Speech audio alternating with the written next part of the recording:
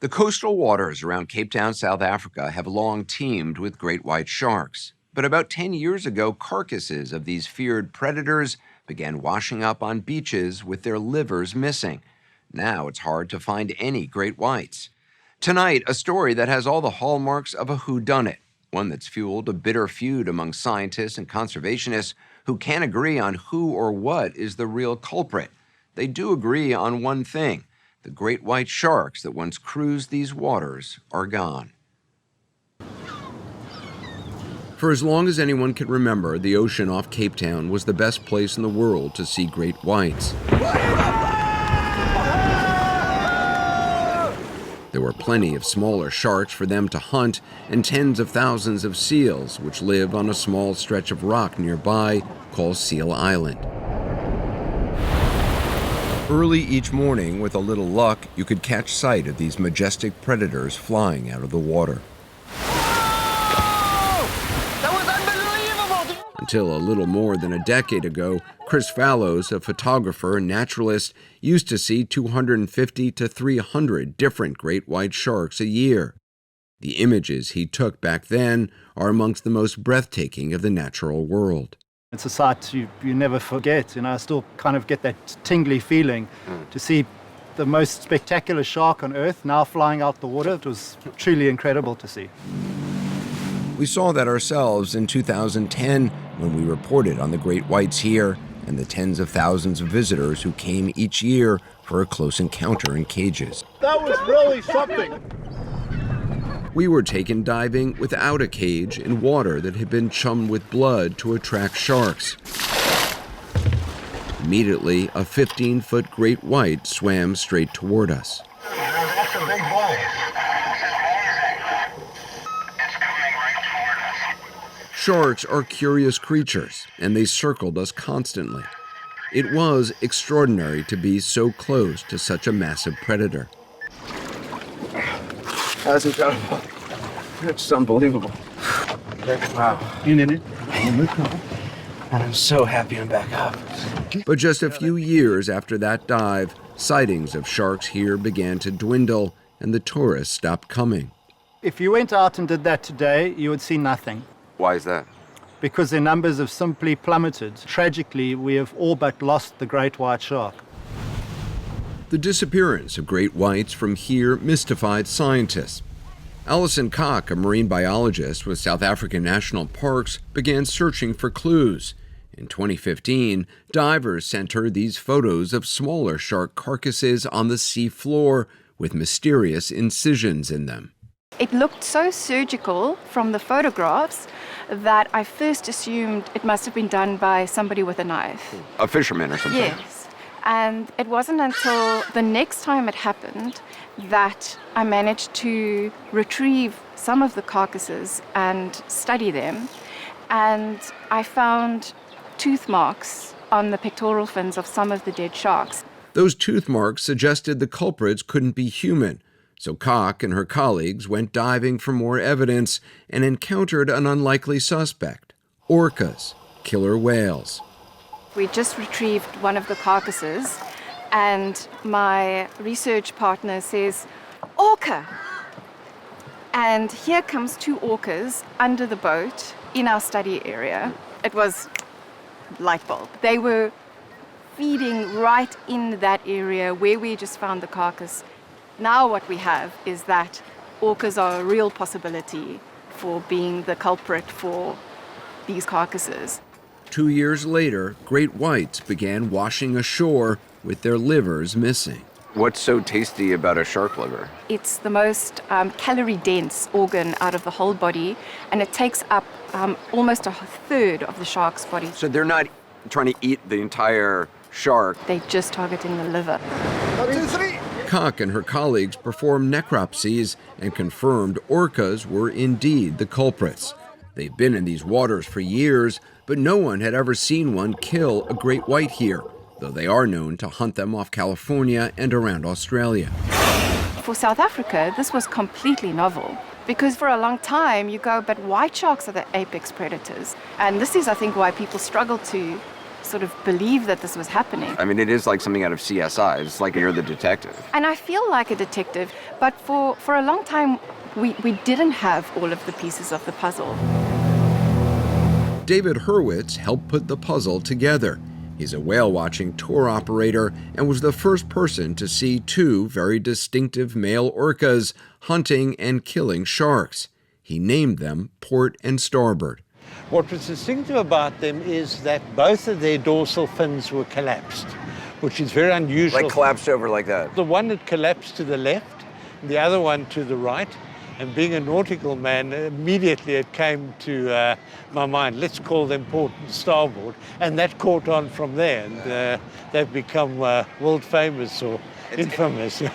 Infamous because unlike most orcas, which hunt in groups called pods, Port and Starboard were hunting sharks for their livers as a pair.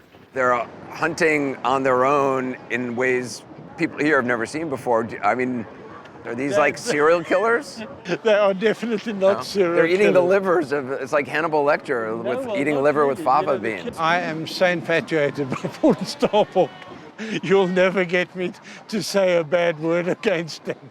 Scientists now believe Port and Starboard might even be teaching other orcas how to hunt down sharks. In 2022, this drone footage captured 5 orcas working together, stunning and then killing a great white. Here's an orca with this big white shark upside down, biting into the area where the liver is.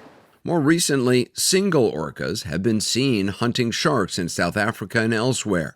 This National Geographic documentary shows an orca striking a great white like a torpedo, stunning it, then taking it in its mouth. They're learning all the time. I think it's hard for people to kind of understand how smart these animals are. Koch maintains the presence of these smart hunters has chased the once dominant great whites further along the coast and insists that overall the population of great whites in South African waters is stable. The presence of just 2 orcas, that would drive away hundreds of them? The predator eats the prey, and that has an impact on some of the numbers.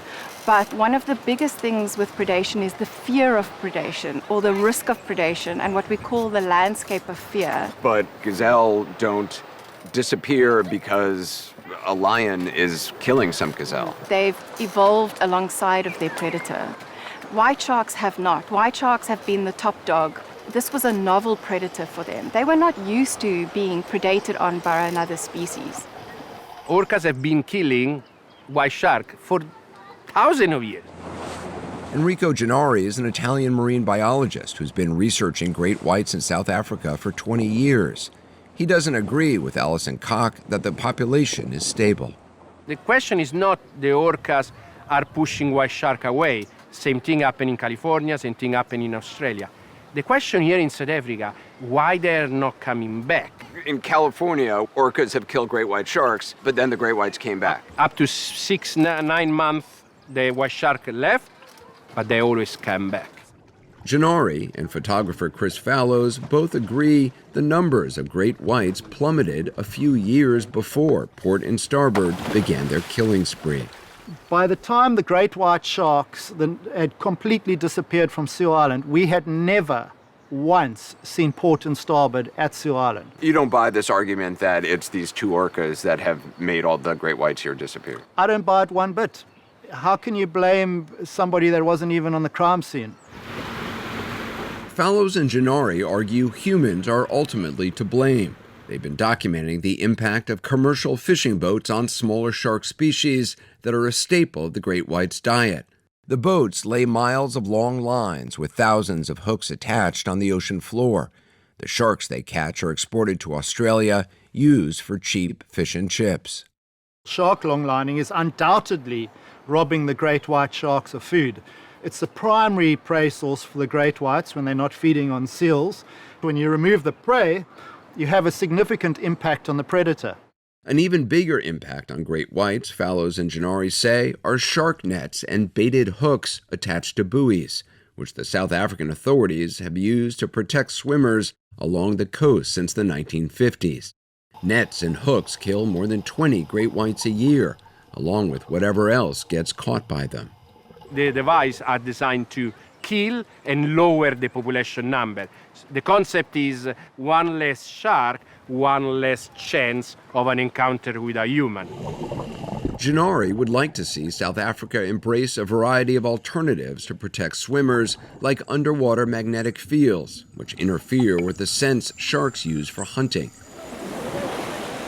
or increasing the use of smaller mesh nets, which create a barrier without entangling marine life.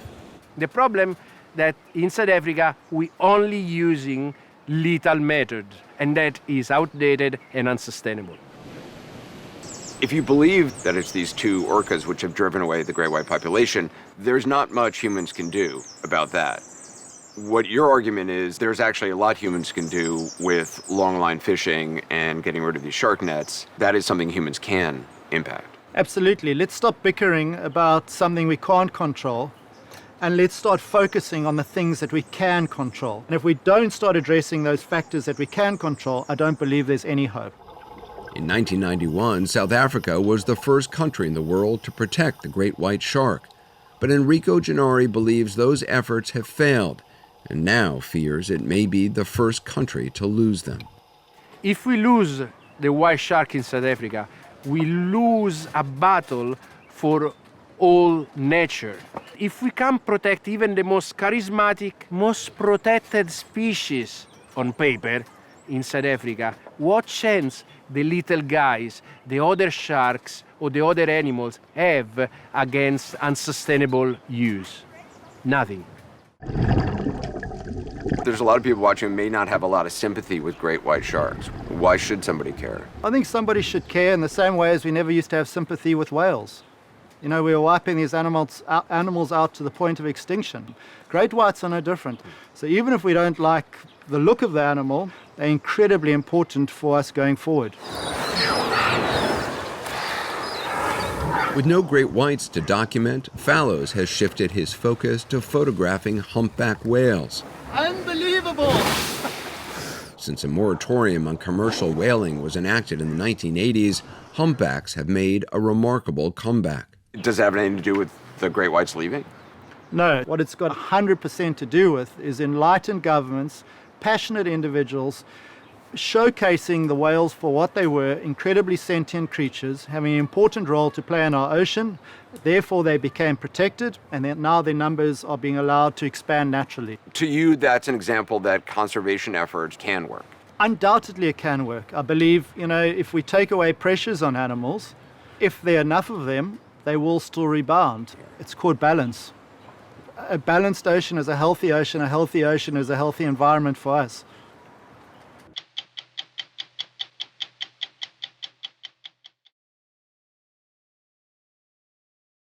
The book and movie Jaws introduced us to the great white shark more than 40 years ago and scared us out of our wits.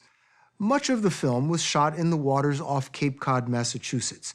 The irony is that when it came out in the mid-1970s, there were very few white sharks around Cape Cod. The species was in the midst of a serious decline, and the movie made it worse, with fishermen hunting the few great whites that there were. White sharks were granted federal protection in 1997, and in the years since have made a comeback that has delighted conservationists and frightened swimmers and surfers. On Cape Cod this summer, shark sightings and beach closings were about as common as lobster rolls. As we saw for ourselves, the Atlantic great white shark is back. Look at this fish. Look at this fish. Yeah, look at this fish. On a Tuesday in mid-September, we are with Dr. Greg Scomal, Chief Shark Scientist for the Massachusetts Department of Marine Fisheries, following an 11-foot white shark swimming just feet off the beach near Truro on Cape Cod. And if you're standing there, you don't know that shark's You have no here. idea. You don't know that shark's No here. idea. She's like 10 feet offshore. Yeah, it's very close now. White sharks are so close to shore because that's where their favorite food is. Gray seals, thousands of which now call Cape Cod home. This is the restaurant right here. These sharks have found the restaurant and they're waiting for the doors to open, And when those seals begin to leave the beach, You know, It's dinner time. It's dinner time. Scommel and his team from the Atlantic White Shark Conservancy are trying to attach electronic tracking tags to as many sharks as they can, nearly 200 so far. The way they do it is fascinating. Pilot Wayne Davis locates sharks from his spotter plane, then guides boat captain John King onto them. Yeah, use a little gas, John. He's right on the shoal. It's about as good as it's going to get. Standing on a pulpit on the bow of a small boat, Greg Scommel wields a long pole that has a dart and a tag at the end. Wait. Right there, done. You got him? Tagged. That was it. There he goes. Oh my God. Beautiful, beautiful placement, Greg. Yeah, thank you, John. Nice You can work. see? You can see where it was? Yeah, you can see it right at the base of the dorsal. yeah, See it? yeah.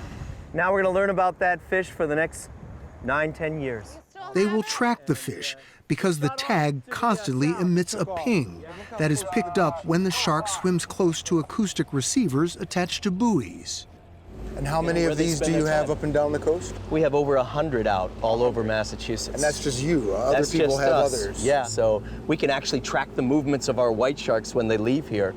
The tags also help Scommel and his research colleague Megan Winton figure out just how many sharks there are, and have established that Cape Cod is now one of the world's white shark hotspots.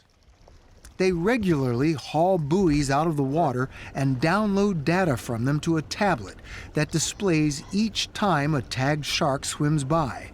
Lots of white shark detections. This tells them a lot about individuals. They have confirmed that they are loners and that the same one will often come back to precisely the same hunting ground year after year. A white shark seemed to be hunting Greg Scommel last year when it came up jaws open right under the pulpit. Whoa! Holy crap! Get right up and open his mouth right at my feet. That shook him up for a bit, but he insists all I can it tell them shouldn't is shake what we're up the learning. public. You know, all I can tell them is that the probability of them being bitten is incredibly low, but there's not much more I can say. Because that fear is primal.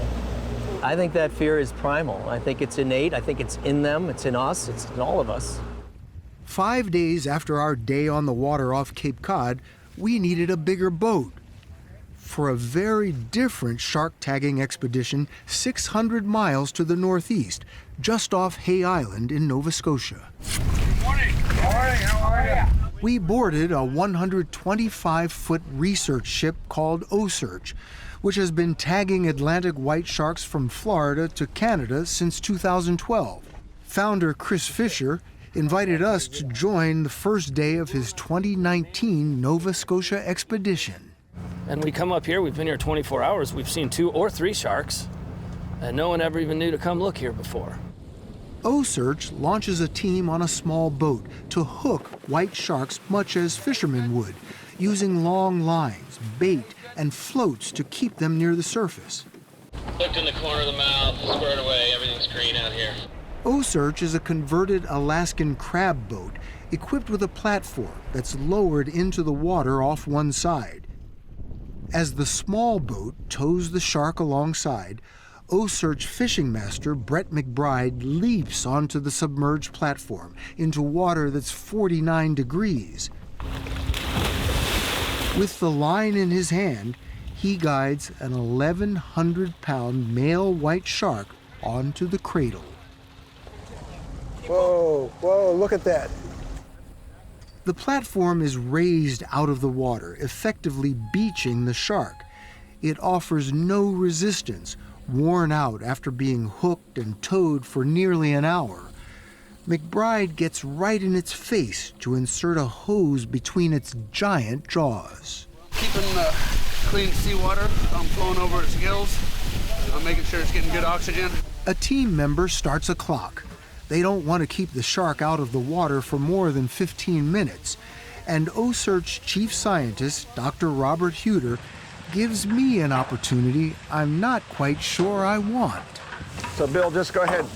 Go ahead and take your time. Just feel how beautiful that is. Oh my God. How smooth Then go this way. Rub your hand the other way, and you feel it's kind of bumpy. Yeah. My God. The O-Search team swarms the shark, drawing blood and tissue samples, picking off parasites to be analyzed, and measuring its girth and length. 371 total. That's 371 centimeters, or 12 feet 2 inches. The biggest Atlantic great white they've caught was a 16-foot female who weighed 3,500 pounds. As Chris Fisher measures this one, Bob Huter inserts an acoustic tag, like the one Greg Skomel attaches with a dart. That doesn't harm the shark? No. It's just, it floats in the body cavity. Okay, let's roll the shark. Everybody step back. After the shark is rolled onto its belly, There we are. You're at 11 minutes. Chris Fisher drills through the dorsal fin. He insists it's no more painful than piercing an ear. He's attaching the tag that really sets O-Search apart in the world of white shark tracking. This spot tag allows us to track this animal in real time for up to 5 years. The spot tag will send a signal to a satellite each time this shark's dorsal fin comes above the surface of the water. O-Search has put nearly 50 of them on Atlantic white sharks and displays their tracks on its website. And that's how you learn not only where they are, but what they're doing where they are, which is what you need to know to manage, right? Where's the mating? Where's the birthing? Where's the foraging? Where's the gestating? While some scientists criticize the O-Search techniques as too invasive, they are gathering a lot of data. 17 different research projects will get samples and information from a single shark. It doesn't take much to make everybody happy. Still, there are a lot of unknowns. No white shark has ever been kept in captivity, and no one has ever seen them mate or give birth anywhere. But there are also discoveries. The O-Search team has confirmed that the waters off Long Island are an important nursery for baby whites like these called pups. Did you get him? Yeah, got him. And back on Cape Cod, acoustic tags are teaching Greg Skomel about just how far adult sharks travel. So what's the most interesting thing you have learned about them? We now know, based on the tagging work we've done the last 10 years, is that when they leave Cape Cod, they go down to Florida and they spend the time in the Gulf of Mexico and they overwinter in these southern climates. But then some of these sharks move out into the open Atlantic Ocean. And when they're out in the middle of the Atlantic, they dive down to depths as great as 3,000 feet every day. And there's not a scientist on Earth that can tell you why they do that. Scientists have learned how long-lived they are. White sharks, we now know, live over 70 years. 70 years? 70 years. They don't start hunting seals until their late teens, but when they do, watch out. In this footage Greg Skomel shot, you see a seal leap out of the water with a shark right on its tail. Have you ever seen that before? Here, the shark catches a seal, and the ocean water explodes in blood red in an instant. The shark then swims away with half a seal in its jaws. Seals have been protected by federal law since 1972, and some 25,000 now live near Cape Cod. More seals means more sharks, and that's what worries the swimmers and surfers sharing the water with them. This photo was taken at the Cape barely a week ago. Great white sharks very rarely attack people. The one that killed a swimmer named Arthur Medici just off this beach last September was the first fatal attack on Cape Cod since 1936. But it triggered a fear of attacks that can hardly be measured. Scary warning signs on every beach, stop bleed kits at lifeguard stands, a phone app called Sharktivity that reports sightings in real time, with local news doing much the same, and community meetings packed with frightened citizens. And no sharks or seals are worth a young man's life. They're just not. You're the scientist, but you also live here, and you know people are afraid. We can't bury our heads in the sand when it comes to shark attacks. And so that's in my face every day now. And then it always falls back on the question of, well, what do you tell your kids to do? You know? What do you tell your kids to do? You know, I tell my kids, don't go out past waist deep.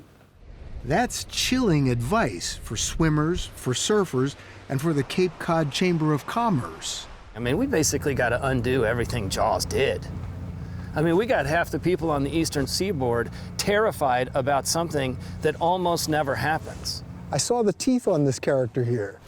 People who are swimming nearby should not be afraid of that? No, they're clever. Like, even though we dress up like their food and try to fool them, they very rarely get fooled. What do you mean dress up like their food? You ever seen what someone in a wetsuit looks like compared to a seal? He's got a point. When this white shark's 15 minutes on the O-Search platform ran out, we were ordered off. That was amazing.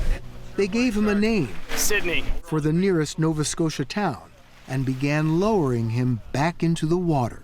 And what you guys have done to this does not harm or hurt the shark at all? No, because we're monitoring the stress of the animal throughout. After a couple of minutes, he perked up, especially when he noticed the O-Search photographer in the water around the corner.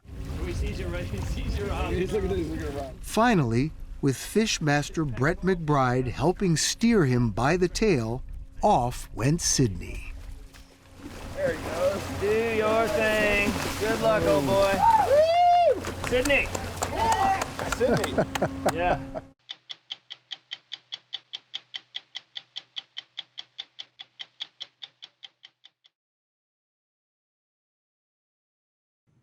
There's no animal that we fear more and understand less than the great white shark. In part because it's so hard to get near them, studying great whites hasn't been easy. But there is one man who has spent his life getting closer to great whites more often than anyone else. His name is Mike Rutzen, and in South Africa, where he lives, he's known simply as the Sharkman. What he's discovered about these predators will surprise you. Far from being mindless killing machines, Rutzen believes great whites are smart, curious, and not out to kill humans. And as you're about to see, he's willing to risk his life to prove it.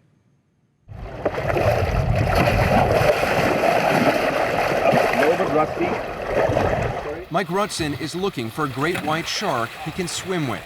That's right, swim with.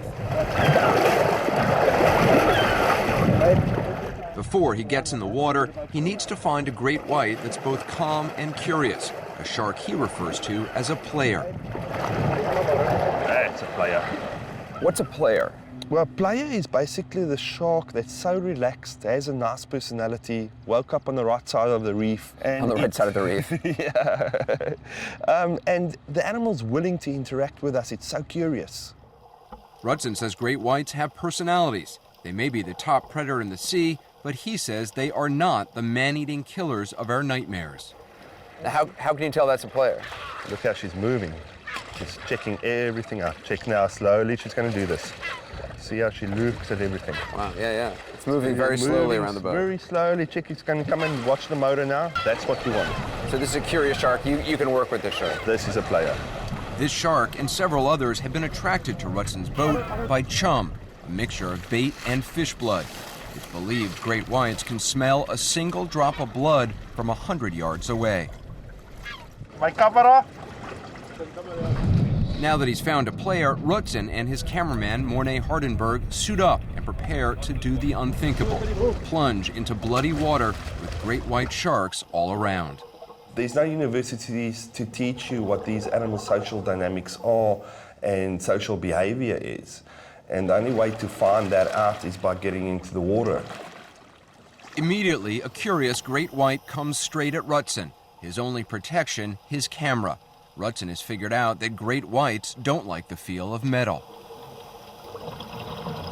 Good visibility is crucial. The sharks are constantly circling, and Rutzen has to continually turn around so they don't sneak up on him. They are extremely inquisitive creatures. I like to say they're like little kids in a toy store, and you just tell them don't touch. Observe, they'll touch. Problem is when they get curious, they sometimes bite. Yes, the animals are not trying to actively kill you, they're trying to outwit you. There's a difference. And you're trying to outwit them again. So there's a mental battle going on, or a mental game being played between you and the shark? I believe so, yes. I mean, that seems like the ultimate test of putting your life on the line. I would like to think that it's the ultimate trust between the animal and myself. Rutzen is not a scientist. He was born on a farm and knew nothing about sharks until 20 years ago, when he began working as a fisherman along this rugged coast near Cape Town. These waters are home to the world's highest concentration of great whites. This is the hotspot in the world for great whites. A perfect hotspot because it's an ideal feeding ground for great whites. It's not far from the southern tip of Africa where the Atlantic and Indian Oceans meet. The water is rich in nutrients, which attract whales, huge shoals of fish, and seals, some 60,000 of them. Seals are a prime target for great whites. Early one morning, Rutzen takes us to an area called Shark Alley. The seals pass through here, searching for food. There are plenty of fish in the sea. Why are the sharks so interested in the seal? The reason for that is the blubber. Marine mammals have a blubber layer, and that blubber, whoa, big shark. That blubber layer is extremely energy rich. Whoa! Oh my God! That's what we're talking about. The sharks leap straight out of the water, stunning the seals before devouring them. Seals are mammals. They're quick, agile, and smart. But as Rutzen has learned, they're no match for the power, speed, and intelligence of the great whites. They have to outsmart the seal. If they weren't as smart or smarter than a seal, they wouldn't have eaten it. Watching great whites hunt has become a big business in this part of South Africa. Each year, tens of thousands of tourists flock to the town of Gansbaai. They're offered a close encounter with great whites from the safety of an underwater cage. That was really something. Rutzen started his own dive operation 15 years ago. It began as a business, but has become a mission, an effort to learn about great whites and dispel the myths surrounding them. I think that humans like to fear these animals and not understand these animals. Each year, as many as 70 million sharks are slaughtered to make shark fin soup, a delicacy in Asia. This undercover footage shows how fins are cut off while the sharks are still alive. Their bodies are thrown back into the sea. If people can just see these animals for what they really are, I'll be happy, because then they have a chance of survival. By diving without a cage with the sharks, Rutzen is trying to show that they're a lot more complex animals than previously thought. After every dive, he spends hours reviewing his material, trying to make sense of how the sharks interact with him. What are you doing with your body here? The smaller you make your body, the less a threat you are, and then the animals should come closer. The bigger you are, the more threatening you are. Rutzen believes that the great white is extremely selective about what it eats and insists he is not on their menu as long as he stays calm and shows the shark that he has no fear. So it's important to stand your ground. The most important thing is don't chase the animals, don't run away from the animals, stand your ground and keep eye contact with the animal. Make eye contact with it. Make eye contact. It's not like a primate. If you're looking at it, it's already lost the element of surprise. Wow, look at this. Oh, see? That you don't see every day. You see the eye? Oh my God! People like to think it's this evil black eye of this great whites. Their eyes are actually the color of the bluest sea. It's beautiful. You like blue-eyed blondes? There's a blue eye that you can't match. I hope you've never complimented a woman by telling her she had eyes as pretty as a great white shark. No, not yet. Great whites have been around for millions of years, but they've never been seen mating or giving birth. Their senses are highly developed, but when it comes to touch, Rutzen believes they often rely on their mouths. So it just uses its mouth to feel you, but that ends up could be a deadly bite. Touch is a very important sense for a living animal. So why shouldn't they use that sense? Rutzen believes most attacks by great whites on humans have been the result of curiosity, not deliberate acts of aggression. Worldwide, there are only about 5 deadly shark attacks each year, a tiny amount considering the millions of people who swim in the ocean. Rutzen says many of us have likely had a positive encounter with a shark without even knowing it. What do you mean by a positive encounter? It's where the animal comes to look at you, sees you're not food, it's not what you're hunting, maybe very curious in what you're doing, look at you for a while, and then move off again. You never know the animal's there, but the animal knows you're there. And that should tell people what? it would tell the people that these animals are not out to get us. They're not in our oceans to kill humans. Rutzen doesn't take tourist diving with sharks without a cage. But we've dived together before, and he offers to take me for an up-close look at the great whites. No cage, no protection. On a perfect, calm morning, we head to Shark Alley. We drop anchor, and the chumming begins. It doesn't take long for the sharks to arrive. I'm reminded of the line in the movie Jaws, I think we're going to need a bigger boat. The fact we have a paramedic on board and an ambulance waiting on shore isn't exactly reassuring. They've been chumming the water for about 40 minutes now, and there's about 4 or 5 great whites circling the boat, searching for food. There's one in the water right there as we speak. So it's time to start the dive. Mike Rutzen says the most important thing to remember when you're actually underwater with the great whites is to remain calm. It's easier said than done.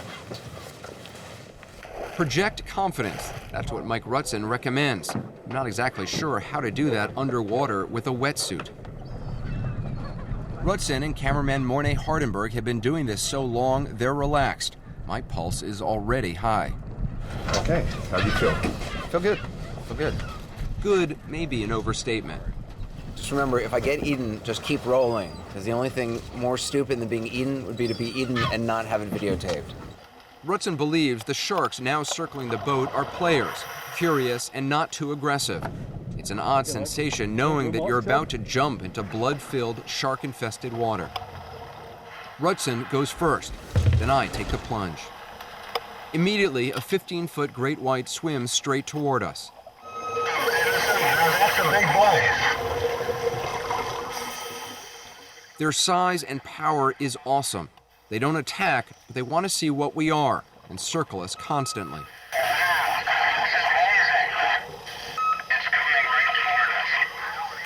Up close, you see their razor-sharp teeth and the strength of their bodies. It's terrifying but thrilling to be so close to such a massive predator. Seeing them in their own environment, not grabbing at bait or lunging at seals, gives me a new impression of them. A more complex picture, and that is exactly what Mike Rutzen is hoping for. The current is getting stronger and visibility is deteriorating.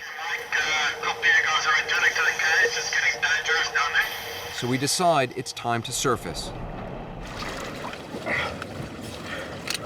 That's incredible. It's unbelievable.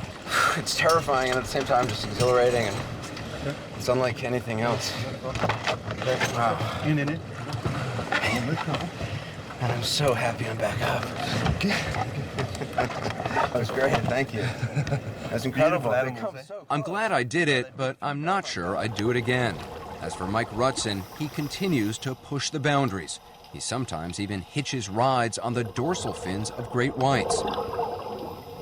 These interactions are stunning, but Rutzen insists he's not being reckless. The more we work with them, the more careful we are because of the knowledge. It's not that we're getting complacent because we have done it so many times. You're more careful with them now than you were when you started. Yes, because we are learning small things of what makes them tick. So we are so careful not to do the wrong thing. You did say before, though, when we talked that, you expect to die at a young age. Yeah, well, look at my lifestyle. I smoke too much, I drink too much, and I drive my car very fast. So you don't expect to die from a great white? No.